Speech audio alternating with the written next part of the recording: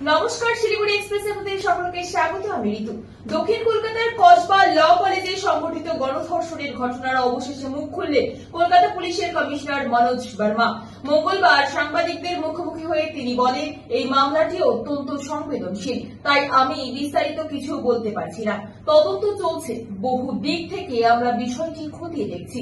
Police commissioner জানান, ঘটনার পর দ্রুত পদক্ষেপ নেওয়া হয়েছে। 12 ঘন্টার মধ্যে 3টি এফআইআর দায়ের করে মূল অভিযুক্তদের গ্রেফতার করা হয়েছে। এরপর প্রাপ্ত তথ্যের ভিত্তিতে আরো একজনকে গ্রেফতার করা হয়েছে। প্রচুর তথ্য ও প্রমাণ সংগ্রহ করা হয়েছে, সেগুলির বিশ্লেষণ চলছে। পাশাপাশি তিনি আরো স্পষ্ট করে বলেন, ভুক্তভোগীর পরিচয় একেবারেই প্রকাশ করা যাবে না। সুপ্রিম কোর্ট এবং হাইকোর্টের নির্দেশ রয়েছে এই বিষয়ে।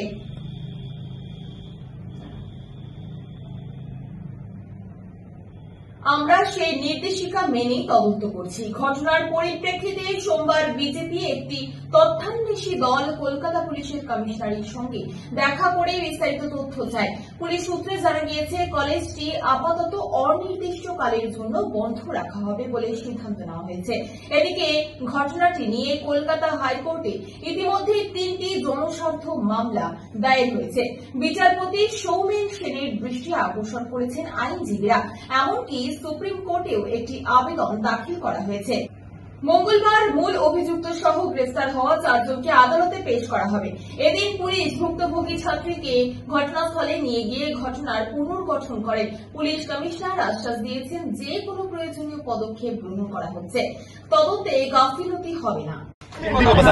सर, जो कस्बा केस हुआ है उसको लेकर कोलकाता पुलिस की भूमिका को सबने ही सराहा है। क्या पुलिस के बाद में आरजी का के बाद में ये इम्पोर्टेंट इंसिडेंट है? नीचे उतारिए ना। और किशु আমি স্যার মনোজিতের এগেইনস্টে সেগুলোতে এগেইনস্টে কোনো কি স্টেপ নেওয়া হয়েছিল? যেহেতু কেস খুব সেন্সিটিভ আছে, তো কেসের ইনভেস্টিগেশন ডিটেলস আমি বলতে চাইছি না এই মুহূর্তে। খুব ইম্পর্ট্যান্ট, মানে আমাদের কাছে প্রচুর ডেটা এসছে, ওটা অ্যানালিসিস হচ্ছে। কোনোভাবে যাতে তদন্তের কোনো রকম কোনো এফেক্ট না পড়ে, সেই জন্য এখানে বলা উচিত হবে না। তো ইনভেস্টিগেশনের ব্যাপারে আমি কিছু বলবো না এই মুহূর্তে। But yes, all necessary actions, जा एक्शन करार दरकार आज जो एक्शन पुलिस को लेना चाहिए वो अभी तक लिए गए हैं।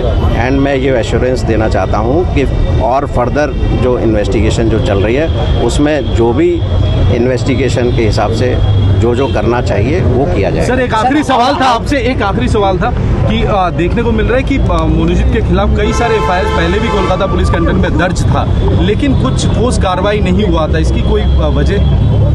नहीं, मैंने बताया ना कि हर चीज़ को जो है जांच के पहलू में रखा गया है। सो उसके बारे में कमेंट करना अभी ठीक नहीं होगा। सर, हावड़ा ब्रिजेर घटना 2 জনকে